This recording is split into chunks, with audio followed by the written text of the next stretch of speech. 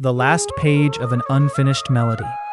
We often think that love means staying together forever, holding hands on the same path, or growing old under one roof. But some loves are not meant for togethernesses. They exist to be immortalized within someone's soul forever. The story of Akash and Brishti was exactly like that. A silent, unfinished ocean of grief. Akash was an ordinary boy from a middle-class family. Though his wallet was empty, his heart was filled with skies of dreams. He wanted to become a great musician. Into this harsh, rugged life of his, Brishti arrived like the first monsoon rain, quenching the thirst of a parched land. Brishti was a vibrant girl, a student at an art college who loved to scatter colors across empty canvases. They met for the first time on a rainy evening at a tiny roadside tea stall.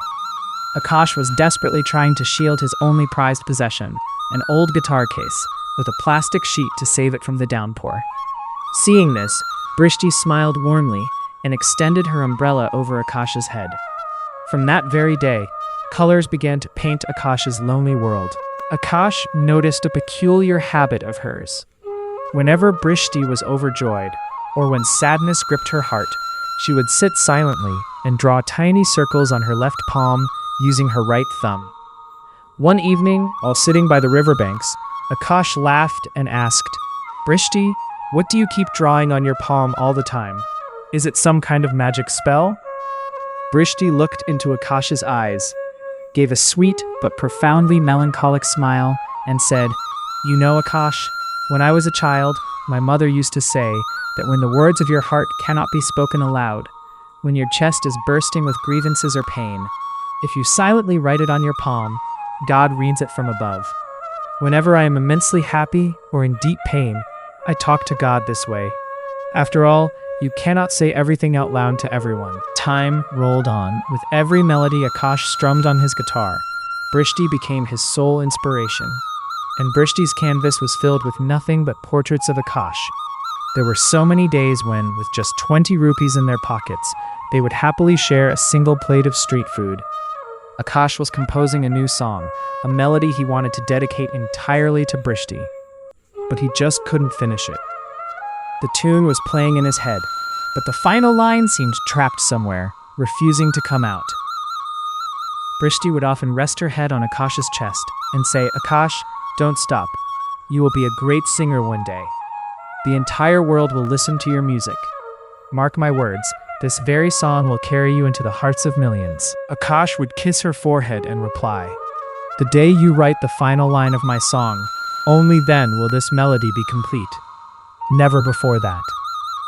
But destiny, lurking in the shadows, was writing a cruel script of its own. A few months later, Brishti started changing. The girl who used to get restless if she didn't see Akash for a single day began canceling their meetings with lame excuses. While talking over the phone, she would suddenly break down in tears for no apparent reason, only to fake a laugh the next moment and hang up. A deep fear and insecurity began eating Akash alive. He thought that because he hadn't achieved success yet, Brishti was losing interest in him. One day, to put an end to all the confusion, Brishti called Akash to a coffee shop. But that day, there was no familiar light in Brishti's eyes. Her face was deathly pale, with dark circles bruising the skin beneath her eyes.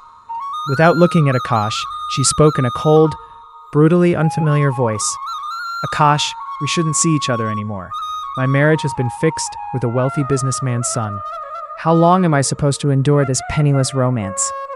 I am exhausted by this middle-class struggle. I want a secure, luxurious future, something you can never give me." Akash felt the ground shatter beneath his feet. The girl who had happily ridden on the back of his broken bicycle, who never cared about his empty pockets, was talking about wealth. It felt as if someone had ripped Akash's heart out of his living chest. Tears streamed down his face. He reached out to hold her hand, but she pulled away.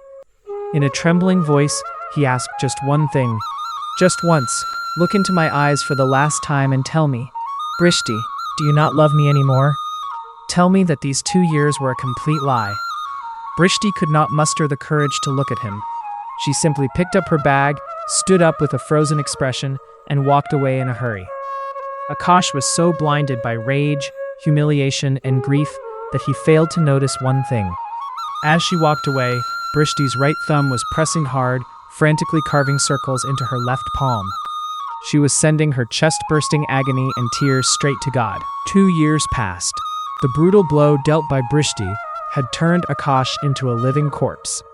His heart was poisoned with intense hatred and resentment toward her. But from that raw pain, isolation, and rage, Akash's masterpieces were born. People found the echo of their own broken hearts in his music. Akash was now the country's biggest rock star. Thousands of people screamed his name at concerts, desperate for a single glimpse. Yet there was no light left in Akash's eyes. He was successful, but he was the loneliest man on earth. He lived under the assumption that Brishti was living happily in her wealthy husband's palace, having forgotten him completely. On one such violently rainy day, after a massive stadium concert, Akash was sitting alone in his green room. His manager walked in, handed him an old, worn-out diary, and said, "Sir, a middle-aged gentleman came to deliver this diary to you." He was standing by the door, weeping uncontrollably. He said it was crucial that this reached you. He identified himself as Brishti's father.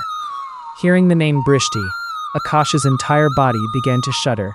With a mixture of hatred and intense curiosity, he took the diary. As he opened the pages, his grip faltered. Tucked inside the very first page was a hospital prescription and a medical report.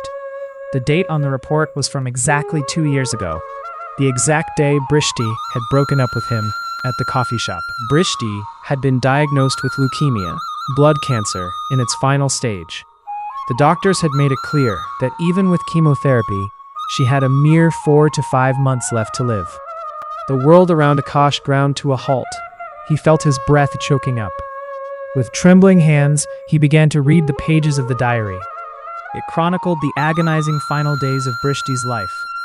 One entry read, "Today, Akash's first song was released on TV. I am in too much pain to even sit up in bed, and my hair has completely fallen out due to the chemo. I look at myself in the mirror and feel terrified. It's good that I pushed Akash away. If Akash saw me like this today, he would have forgotten how to sing. He would have held me and cried his life away. I didn't want my Akash to waste his career caretaking a living corpse. He will become great. I know it."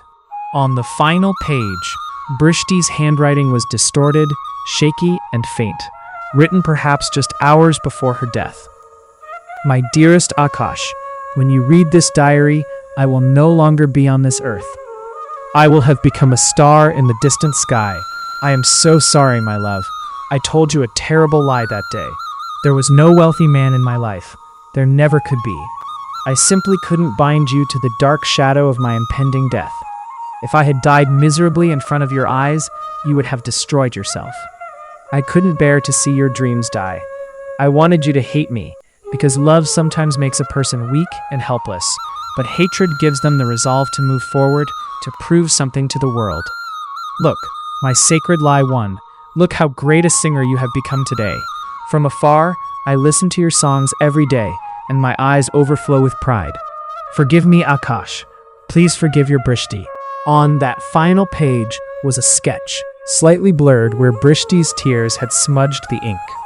It depicted Akash standing on a grand stage with a guitar, while Brishti smiled, reaching out her hand to him from behind the clouds. Beneath the sketch, the final line of Akash's unfinished song was written in her handwriting. "In this melodyless life, you are my final song. The body may perish, but the soul of love lives on." Clutching the diary tightly to his chest, Akash collapsed onto the floor that night, weeping like a helpless child. A primal, gut-wrenching scream tore from his throat. The girl he had spent the last 2 years hating, the girl he had cursed in his moments of bitterness, had actually sacrificed her last drops of blood to keep him alive. She had abandoned her own peace, her own comfort, to ensure his dreams came true. And during her final moments, Akash wasn't there to hold her hand and tell her, "I love you so much." Years have passed since Brishti left this world. Akash doesn't cry anymore. His tears have long dried up.